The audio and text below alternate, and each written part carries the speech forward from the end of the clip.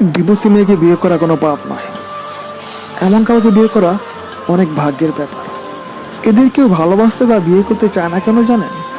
কেননা ডিভোর্স হওয়া মেয়েদেরকে আমরা এবং আমাদের সমাজে সবাই এক দৃষ্টিভঙ্গিতে দেখি আর বলি যে সে কুলক্ষী।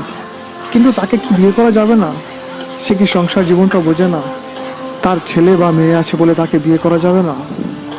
আরে ভাই, হোক সন্তান অন্য কারো উপায় হয়েছে, তাই বলে কি সে বাবা শব্দটা উচ্চারণ করতে পারবে না? মেয়েটা কি তার স্বামীর ভালোবাসা পাবে না? সবার তো সেই একটাই কথা, মেয়েটা কুমারী নয়।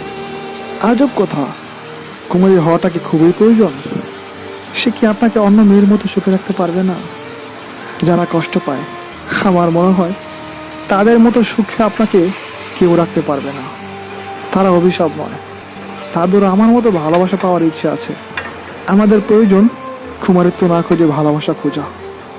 বাবা হওয়ার আগে বাবা ডাক শোনা খারাপ কিছু না, এর মতো ভাগ্য সবার হয় না। বেশিরভাগ মেয়েদের ডিভোর্স হয় কেন জানেন?